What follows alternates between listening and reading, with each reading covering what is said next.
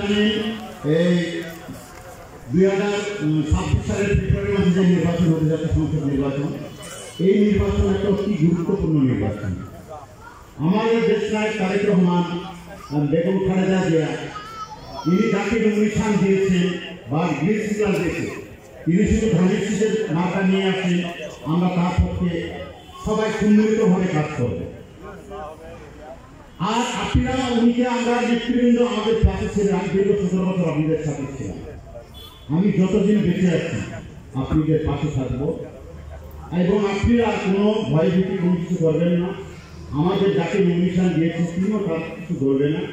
তিনি একজন অভিভাবকের কাছে 5 ছেলে যদি হয়ে থাকে ভুল ত্রুটি হতে পারে, কিন্তু তখন বাবার কাছে যদি সবাই আমরা চলে যাই বাবা কখনো মারে না। এই জন্য আপনারা কোনো ভয় করবেন না, কোনো কিছু করবেন না। আপনাদের যত কাজ আমি দায়িত্ব নিব, কিন্তু আমরা সবাই কোনো এই বিএনপি দল ছেড়ে কোথাও আমরা যাব না। 19 দল আছে, কোথাও আমরা যাব না। বিএনপি পতাকার সাথে আমরা সবাই আকাশ করি। তাহলে কি করতে হবে?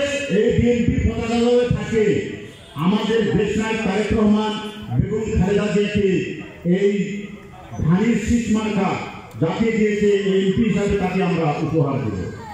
এবং কেউ যদি আমাদের কোনো নেতাকর্মীকে কেউ যদি কোনো খারাপ কথা করে থাকে, আগে হয়তো বলতে পারে আজকের পর থেকে, তাহলে আমি যদি মহেশ ভাইকে মনোনীত করে দিয়েছে সে যদি কোনো খারাপ কথা আমাকে বলবেন, আমি তার সেই প্রতিবাদ করবো।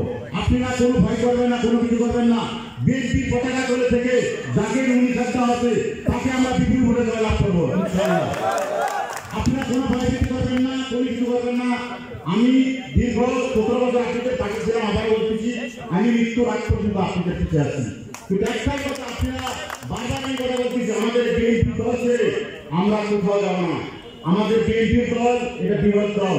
এই বিএনপির দল আমাদের শহীদ জিয়ার দল, এই দল তারেক রহমানের দল, আমাদের হৃদয়ের দল, আমাদের বগুড়া বিএনপির দল, আমাদের তারেক রহমান জিয়ার রহমান বগুড়া।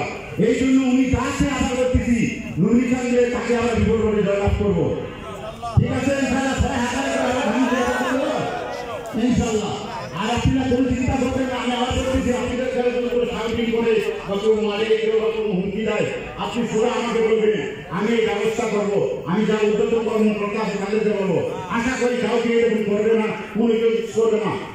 আমার সঙ্গে কথা হয়েছে, তারা আরো আপন করে আমাদেরকে আরো জায়গা দিবে। আপনারা কোনো ভয় করবেন না। পরিষদে যারা সুস্বাস্থ্য দীর্ঘায়ু কামনা করে আমি আমার সংক্ষিপ্ত বক্তব্য শেষ করছি। আসসালামু আলাইকুম।